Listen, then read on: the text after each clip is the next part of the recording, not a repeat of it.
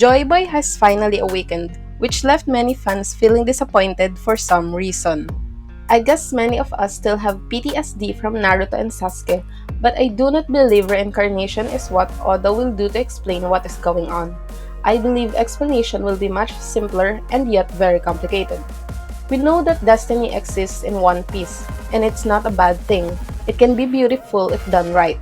And I mean, Luffy is the main character. He was always meant to be Pirate King. Whether you say it or not, he was always destined to become Pirate King. And he was always destined to become Joy Boy, and clues were there. Things such as dreams, their pursuit for freedom, and their will, even if you kill them, they cannot be taken away. They will be inherited by someone else. Luffy has Joy Boy's desire and the will for freedom. We do not yet know how these things are inherited, but I believe one of the ways is through devil fruits. Do you remember in Dressrosa, Sabo wanted to eat Ace's devil fruit so he could inherit not his powers but his will. If someone has Conqueror Haki's great will and desire to do something, that will be passed on through the devil fruit. Sabo says that he wanted to let Burgess go, but Ace stopped him. He can feel Ace's will inside of him. He can sense his rage and the need for revenge. It is something that has been passed down through the devil fruit. So in the case of Luffy, yes, right now I do believe Luffy and Joy Boy ate the same devil fruit. Does this make Luffy special? Or his devil fruit special? No, Luffy made it special. Don't take away all his blood, sweat, tears, and hard work he endured to get to this point. Through the awakening of his devil fruit, that will from 800 years ago, the will of Joy Boy finally awakened inside Luffy. And that will is so strong that it can be heard through the heartbeats of Luffy. Even after 800 years, the will remains. That is what Sunisha is hearing. That's how strong Joy Boy's will and desire for freedom was. One Piece fans are looking forward to the official release of Chapter 1044. However, it looks like the fandom will have to wait a little longer to read the next manga chapter. Well, here's what we know about the next chapter's release schedule. Eiichiro Oda dropped a massive plot twist in the previous One Piece chapter. For a while, we thought that Luffy had once again lost against Kaido. The Straw Hat Pirates captain was on the floor after Kaido's deadly attack. In fact, Kaido is pretty sure that he is the winner of the battle, and he announces that Luffy is dead. However, things become more interesting when Zunisha informs Momo that Joy Boy is back, and that's when we see Luffy disappearing with a smile on his face. One Piece fans can't wait to see Joy Boy's return. It's safe to say that One Piece Chapter 1043 was one of the most outstanding chapters of all time. The chapter ends at a cliffhanger where we see Sunisha mentioning Joy Boy, and that's when we are blessed with a spectacular panel.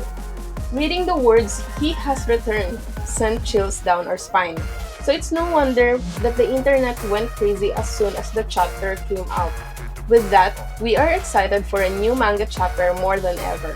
However, since the upcoming chapter might even surpass the previous chapter's quality, it's good that Oda is taking this time with chapter 1044. Meanwhile, we have fans on Twitter constantly talking about the brilliance of the previous chapter. Chapter 1043 Recap.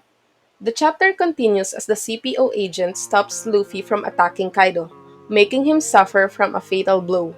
Luffy falls, shattering the ground beneath him. The island goes quiet as Luffy's voice can no longer be heard.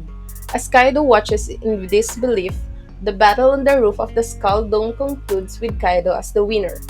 The CPO agent bows his head, waiting for Kaido to strike him. The former looks at him in anger, frustrated to see him prepared to face his opponent's wrath. Kaido raises his weapon, bombarding the dome with his fury. The ceiling collapses as thousands still remain inside the building. Kawamatsu exclaims how they're up in the sky, and there's no way to extinguish the flames created after Kaido's blast. He admits that they can do nothing to stop this and begs his comrades to leap out of there since there's no glory in being burned to death. Kaido takes his dragon form and demands Momonosuke to surrender since Straw Hat Luffy is dead. His men rejoice and celebrate his victory. On the other hand, Luffy's men and his allies are devastated. Drake laments how their victory was a short-lived dream. Kid says that there's nothing left in the tank, and Chop begins to flood his eyes out. Nami refuses to believe that Luffy is dead and accuses Kaido of lying. This draws the Emperor's attention towards her. Marco swiftly blocks it and motivates his comrades to not lose their composure yet.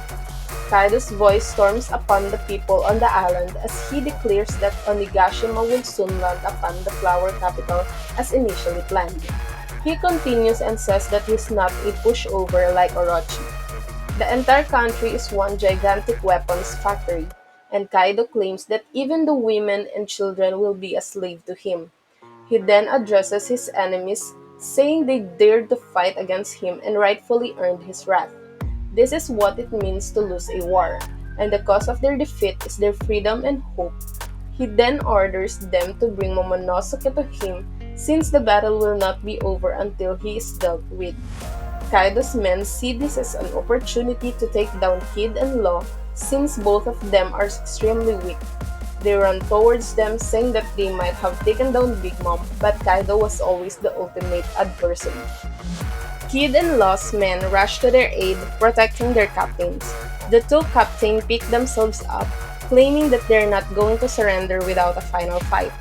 Nami urges Momo to face Kaido and fight him. She tells him that everyone, including Kaido, is deeply wounded and no one but him can take him down. Momo is afraid to face the mighty Kaido, saying that if Luffy has already lost, surrender is his only option. Nami fumes and tells him that she will not let him surrender. She says that surrender is not the same as survival, and the last 20 years of Wano are riding upon this battle. If he's going to let it go to waste, then it is better to face death together. Just then, Momonosuke hears Sunisha. She tells him that she hears the drums of liberation for the first time in 800 years. She reveals that Joy Boy has returned as we cut back to Luffy with a huge smile on his face. Gomu Gomu no Mi's power may be related to the sun. The Gomu Gomu no Mi and Yami Yami no Mi look very similar to each other, almost as if they're related. Blackbeard and Luffy are like two sides of the coin. Could the Gomu Gomu no Mi's true name or powers be related to the sun? Is this what it means to bring the dawn? Just as how Sabo inherited Ace's will, Luffy did the same with Joy Boy's will. Luffy's new form or awakening is the Sun God, and the perfect time to show this is during the Fire Festival. Just as how the lanterns have lit the sky, Luffy's new form will radiate an even stronger light that will be visible to the entirety of Wano Kuni, signaling the arrival of the dawn.